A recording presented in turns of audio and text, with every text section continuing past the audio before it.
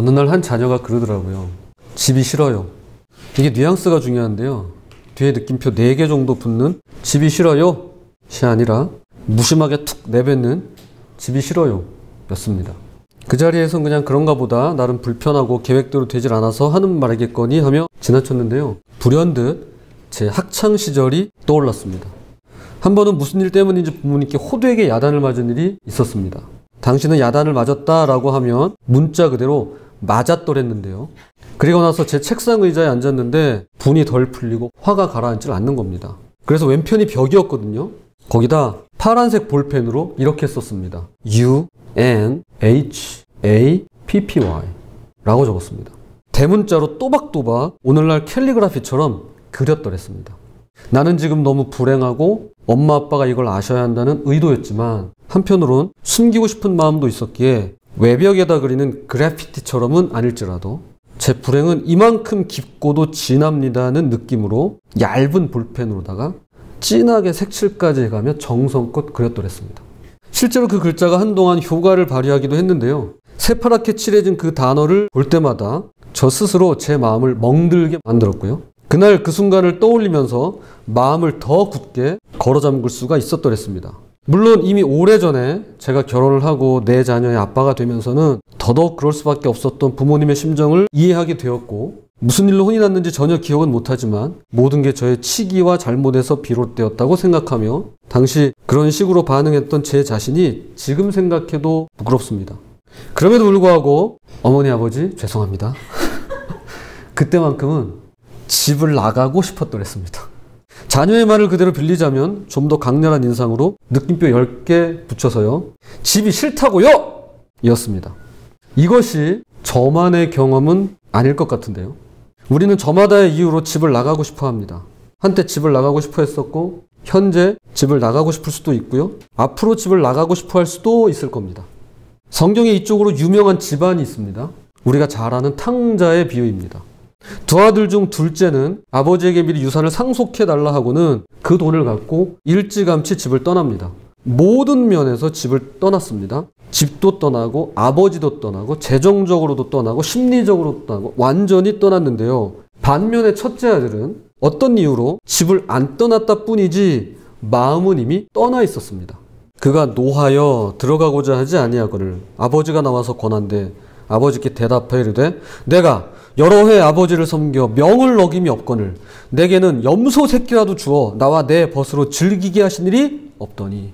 첫째 아들 입장에선 여러 가지로 불만이 많았을 테지만 그동안 아버지를 봐서 참아왔던 것이었습니다. 그러다가 집 나간 둘째 컴백홈으로 폭발하게 되면서 마침내 그의 속마음이 드러나게 되었는데요. 그는 아버지의 재산 때문에 떠나고 싶어도 떠나지 않았던 것이었습니다. 다시금 둘째가 대대적인 환영을 받으며 집으로 돌아와 버렸으니 이제는 첫째가 집에 들어가기 딱 싫어진 모양새입니다. 그는 지금 아버지의 권유에도 집에 들어가지 않고 바깥에 있습니다. 실제로 성경에는 첫째 아들이 아버지와 함께 집으로 들어갔다라던가 반대로 이번엔 첫째가 유산을 챙겨가지고 집을 나갔다라던가 하는 결말에 대한 언급이 따로 나와 있질 않습니다. 아마도 이것은 오늘날 말씀을 읽고 예화를 접하는 저와 여러분에게 이런 상황과 순간이 왔을 때 어떤 결정을 내릴 것인가 우리 각자의 선택에 오롯이 맡긴다는 의미로 해석되는데요. 그럼 왜 우리는 이렇게나 집을 떠나고 싶어 하는 걸까요? 물론 어느 시기나 시점에선 집이 좋을 수도 있습니다. 안락하고 편안하고 집 많은 곳이 없죠. 보통 멀리 오래 나가 있을 때가 그러한데요. 그야말로 홈, 스윗 홈입니다. 그러나 문제는 항상 그렇지 않다는 데 있죠. 홈, 스윗 홈이 두 가지 뜻을 내포하고 있듯이 그 속에는 오, 즐거운 나의 집이기도 하지만 동시에 퍽이나 즐거운 나의 집이겠다는 식의 냉소도 숨어 있는 것입니다. 그런 맥락에서 저는 집을 나가고 싶어하는 우리의 심경을 단순한 일탈 이상의 태초에 아담과 하와가 에덴 동산을 나올 수밖에 없었던 바로 그 죄로부터 시작된 본향을 떠나야만 했던 첫 걸음으로 보는데요. 인류에게 죄가 들어오게 된 최초의 발단은 창세기에 기록된 선악과 사건입니다. 여기서 죄가 들어온 시점을 어떻게 특정 지을 수 있을까요? 언제 죄가 처음 들어온 걸까요? 가령 하와가 먹음직스러운 선악과를 한 입 베어무는 바로 그 찰나일까요? 아니면 자신의 손을 뻗어 선악과를 하고 따는 그때일까요? 아니면 한번 먹어봐야겠다 라며 마음속으로 다짐을 하는 순간일까요? 저는 죄가 들어온 결정적인 시점을 뱀과 하와의 대화에서 찾는데요. 그런데 뱀은 여호와 하나님이 지으신 들짐승 중에 가장 간교하니라.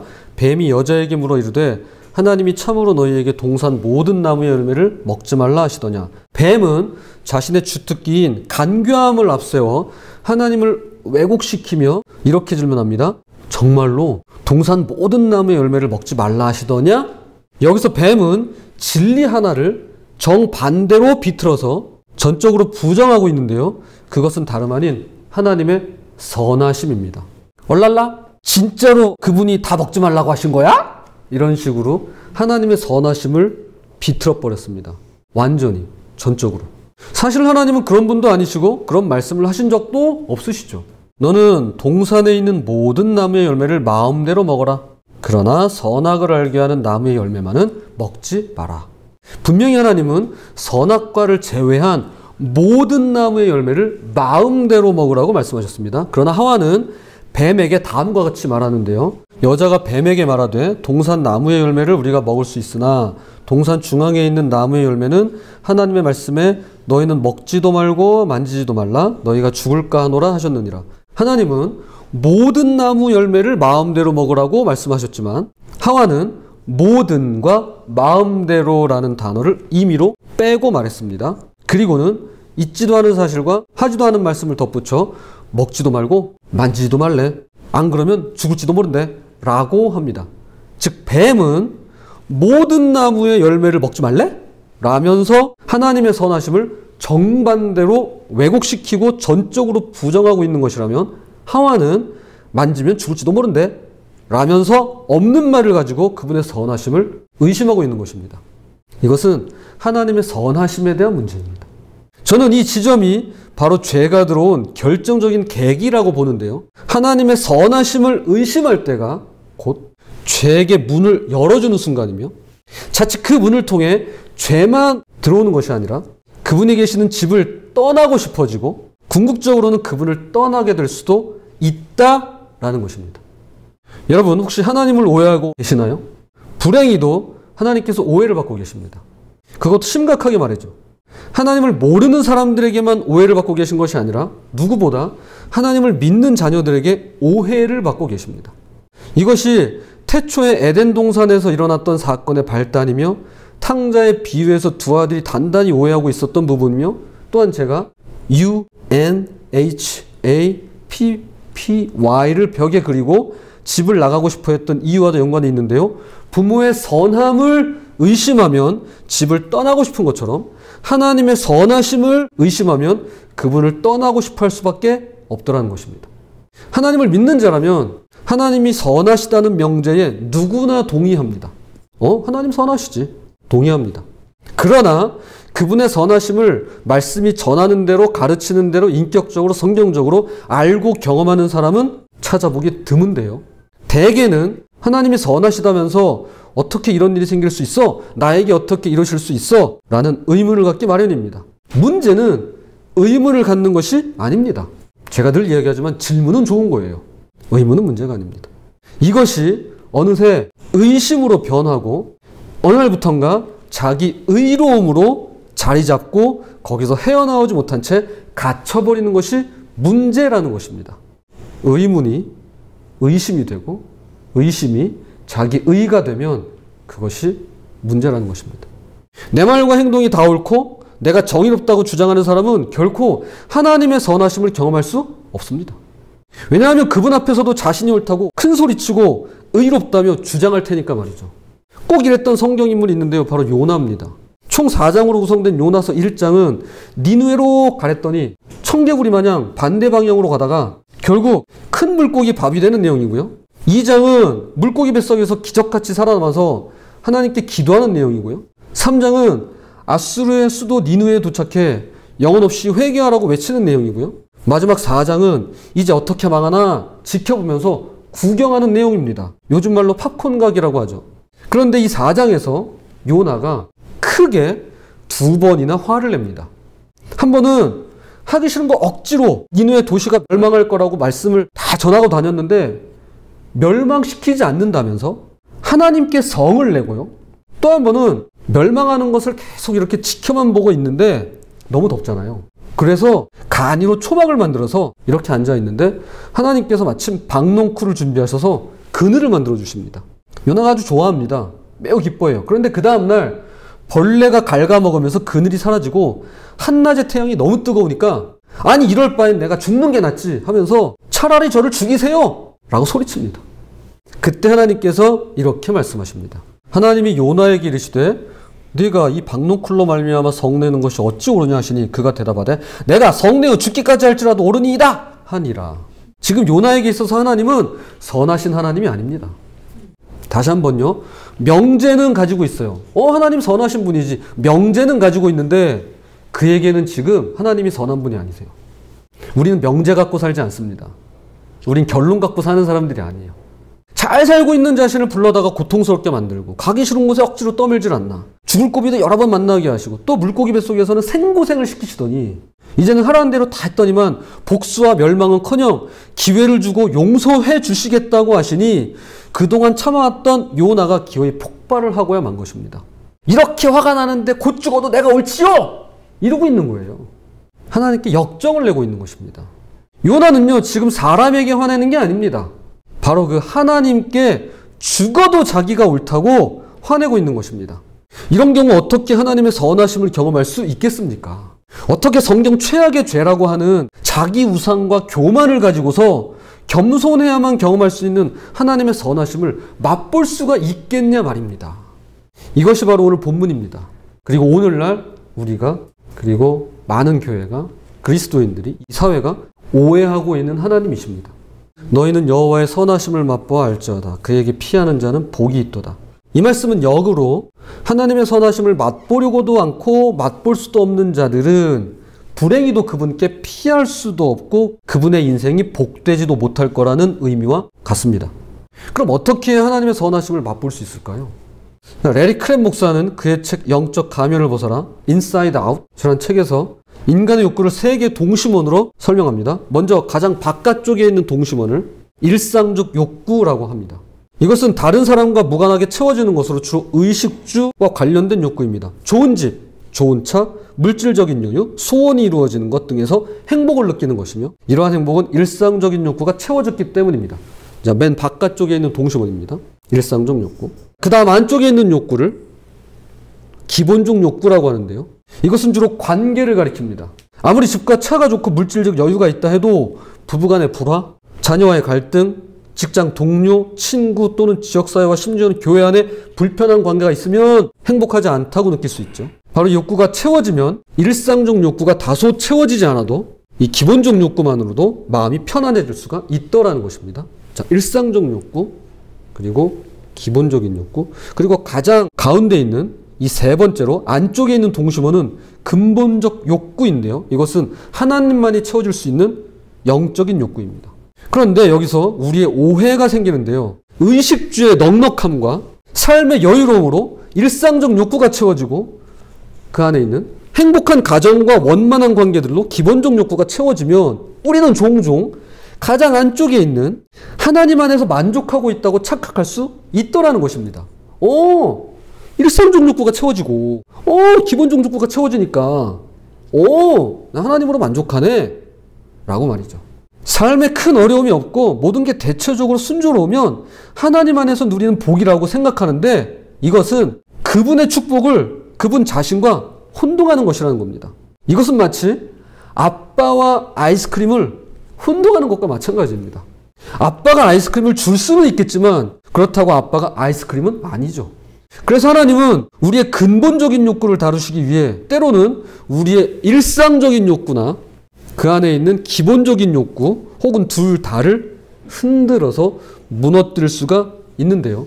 그때 우리는 고통스럽지만 동시에 무지하고 무시하며 살았던 가장 근본적인 욕구, 즉 하나님만으로 채워줄 수 있는 영적인 욕구를 돌아보게 하신다는 것입니다. 가장 중심에 있는 영적인 욕구, 근본적인 욕구는 하나님만이 채울 수 있습니다.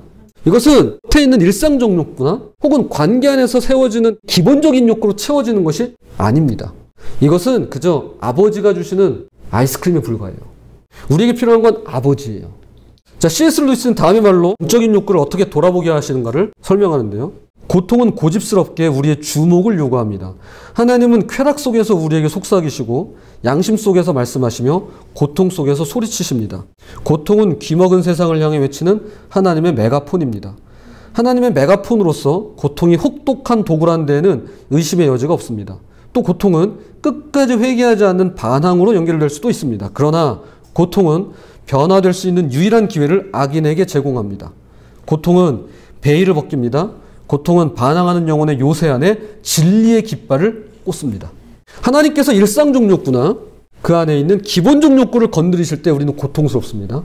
그렇죠. 재정적인 여유가 없으면 고통스럽죠. 내가 기도하고 있는 기도 제목이 해결되지 않는데 어떻게 고통스럽지 않겠습니까? 관계가 깨어졌어요. 가정 안에서, 부부 안에, 내 친구하고 얼마나 고통스럽습니까? 그 순간 하나님이 선하다고 믿기가 어려운데요. 그럼에도 불구하고 그때야말로 귀먹은 우리를 불러 깨우시는 그분의 메가폰 소리에 귀를 기울일 수가 있으며 그 소리에 반응할 때만이 우리 영혼의 요새 안에는 진리의 깃발이 세차게 펄럭일 수 있다는 것입니다. 바로 하나님의 선하심이라는 깃발 말이죠. 제가 아는 마이폴 학교에서 수요 채플과 주일 예배를 드릴 때마다 매 시간 이렇게 시작을 할 때 처음과 마지막은 항상 이것으로 시작해 언제나 이것으로 끝나는데요. God is good all the time and all the time God is good 입니다. 하나님은 언제나 선하십니다. 그리고 항상 선하십니다. 우리의 근원적이고 영적인 욕구 중심에는 언제나 하나님의 선하심이 자리 잡고 있어야만 합니다. 그랬을 때 밖에서부터 안으로가 아닌 중심에서부터 밖으로 향하는 동심원을 통해 기본적인 욕구도, 그러니까 관계에 대한 욕구도, 그리고 일상적인 욕구도, 삶의 여유, 삶에서 채워지는 복, 이런 것들도 모두 하나님의 선하심 안에서 만족을 누리게 될 수가 있더라는 것입니다. 설령 내가 원하고 바라고 기도하는 대로 이루어지지 않는다 할지라도 가장 근원적이고 영적인 욕구가 되시는 하나님의 선하심을 인정하고 그 가운데 인내할 때 우리의 삶은 비로소 세상이 줄 수 없는 주님의 평안과 그분 자신이 복이 되어 주시는 것입니다. 자, 이제 다시 맨 앞으로 돌아가서 제가 unhappy, unhappy 대문자로 뚜렷하게 적은 그 자리에서 그리고 그 심정에서 완전히 벗어나고 집을 좋아하고 부모님의 사랑과 돌봄 안에서 지금껏 행복하게 살아올 수 있었던 계기를 잠시 나누고 이제 말씀을 마치도록 하겠습니다. 30년 전 군생활 시절 어머니께 면회를 와달라고 부탁한 일이 있습니다. 부모님이 오시면 허가된 지역 안에서 하루 외박을 할 수 있었는데요. 당시 그때 저는 너무 집에 가고 싶었고요. 해서는 안 될 일을 했더랬습니다. 그것은 바로 소위 점프라고 여기 벗어나지 마 하는 그 지역을 위수지역이라고 하는데 그 위수지역을 이탈한 것입니다. 너 요 동네에 머물러 있어야 돼. 하룻밤 잠자는 건 허락하는데 여기 떠나면 안 돼. 라고 하는데 그 지역을 벗어난 것입니다. 벗어나 집으로 간 겁니다. 그래서 제 기억으론 자유로를 타려고 진입을 했는데요. 저희 어머님이 운전하시고 제가 조수석에 앉아 있었습니다. 이런 앞에 헌병이 기다리고 있는 겁니다. 헌병 둘이서 딱 제복 입고 하이바라고 하거든요. 철문 딱 쓰고 딱 이렇게 눈도 안 보여요. 딱 저같이 위수지역을 이탈하는 병상을 잡으려고 그 자리에 딱 서 있었던 것입니다. 제가 당시 군복을 입고 있으니까 딱 걸린 겁니다. 이쪽으로 오세요. 이제 수신호를 보내는데 정말 심장이 배 밖으로 튀어나오는 줄 알았어요. 어머니께서 갓길에 차를 딱 세웠습니다. 창문 내리세요. 주석 창문을 내렸습니다. 그때는 자동문이 아니에요. 돌렸어요. 끽끽거리면서 창문이 내려가는데 제게 그러는 겁니다. 위수지역 이탈이십니다. 소속하고 관등성명 되세요. 야, 순간 눈앞이 캄캄해지면서 아무 말도 못하고 한숨만 나오는데요. 뭐 어떻게 할 줄을 모르겠더라고요. 사실 위수지역 이탈은 영창감입니다. 어느 부대 누구라고 말을 할 수도 없고 안 할 수도 없고 여기에 이렇게 전차부대 마크가 붙어 있고 제 이름이 이렇게 붙어 있는데 이러면서 멘탈이 나가 있는 그때 갑자기 운전석에 앉아 계신 어머니가 그러시는 거예요. 군인 아저씨, 군인 아저씨, 한 번만 봐주세요. 여기서 차 돌릴게요. 그냥 돌아가면 되잖아요. 저희 아들은 아무 잘못 없어요. 제가 집에 가자고 했어요. 한 번만 봐줘요. 다시는 안 그럴게요. 얘는 잘못 없어요. 내가 가자고 해서 따라온 거예요. 내가 운전해서 내가 데리고 가는 거예요. 애 잘못 아니니까 한 번만 봐주세요. 그 순간 제 속에서 뭔가 단단한 껍질 같은 게 이렇게 쫙 하고 갈라지는 걸 느낄 수 있었습니다. 그리고 아주 분명해진 한 가지 사실이 있는데요. 바로 어머니의 선하심입니다. 부모님의 선하심이에요. 어머니는 자녀에게 한없이 선하다는 사실이었습니다. 어머니는 지금 어떻게든 내게 불이익이 가지 않도록 모든 책임을 자기 자신에게 돌리셨던 것입니다. 가장 나쁜 건 본인이 가져가시고 가장 좋은 건 내게 주려고 하시는구나. 나의 부모님은 항상 나에게 가장 좋은 걸 주시고자 하셨구나. 라는 걸 그때 깨달을 수 있었습니다. 그 후로 저는 부모님의 사랑을 한 번도 의심해 본 적이 없습니다. 모두 나를 위해서 하시는 것이구나 라고 받아들이게 되었습니다. 사실 저는 한 번도 불행했던 적이 없었습니다. 그저 다른 데서 행복을 찾고 다른 걸로 행복을 채우고자 했었던 것 뿐이었습니다. 어리석게도 말이죠. 이제 부모님의 선하심이 분명해지고 확실해지니까 그분의 사랑이 또렷해지고 더 명징해지더라고요. 불완전한 부모님이 그렇다면 완전하신 하나님 아버지는요, 말해 무엇하겠습니까? 우리가 하나님을 믿는다고 할 때 그것은 그냥 하나님을 믿는 게 아닙니다. 바로 선하신 하나님을 믿는 것입니다.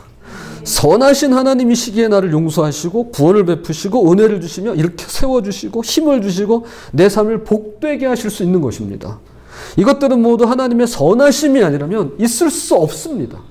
오직 그분의 선하심만이 이 모든 것을 가능케 하십니다. 이 일을 이루시기 위해 성자 예수 그리스도께서 이 땅에 오셨으며 그분 앞에 서는 날까지 우리 각자를 온전한 자녀로 다듬어 가시기 위해 지금도 성령님께서 우리 안에서, 여러분 각자 안에서 역사하고 계시는 중입니다. 이것이 주님의 선하심이 아니라면 무엇이겠습니까? 하나님의 선하심을 따라 사시기를 부탁드립니다. 저는 죄인입니다. 언제라도 악독한 것이 흘러나오고 쏟아져 나올 수 있습니다. 그러나 하나님은 선하십니다. 여러분도 저와 크게 다르지 않을 것 같은데요.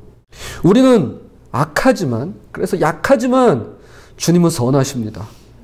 우리는 주님의 선하심을 의심하고 자신의 의로움을 주장하기도 하지만 주님의 선하심은 항상 변함없으시고 우리를 언제나 가장 좋은 길로, 선한 길로 인도해 가시기에 충분하고도 넉넉하십니다. 젊은 사자는 궁핍하여 줄일지라도 여호와를 찾는 자는 모든 좋은 곳에 부족함이 없으리로다. 그분이 주시는 무언가에만 배불러하고 흡족해 하는데 익숙해지면 마치 일상적인 욕구와 그 안에 있는 기본적 욕구만으로 우리가 배불러하고 흡족해 하는데 익숙해지면 마치 젊은 사자여도 궁핍하고 굶주리는 것처럼 만족함이 없을 것입니다. 왜? 더 채우고 싶어 하니까요. 마치 밑 빠진 독처럼 계속해서 무언가로 더 채우고자 할 테니까요. 그러나 가장 먼저 주님을 찾고 구하며 그 근원적인 욕구가 되시고 영적인 욕구가 되시는 그분 한 분만으로 만족하게 된다면 모든 좋은 것에 부족함이 없어질 것입니다. 이것이 주님의 선하심이 우리에게 보증하는 그분의 선하신 약속입니다. 부디 언제 어느 때라도 하나님의 선하심을 맛보아 하시는 저와 여러분이 되시길 주님의 이름으로 부탁을 드립니다.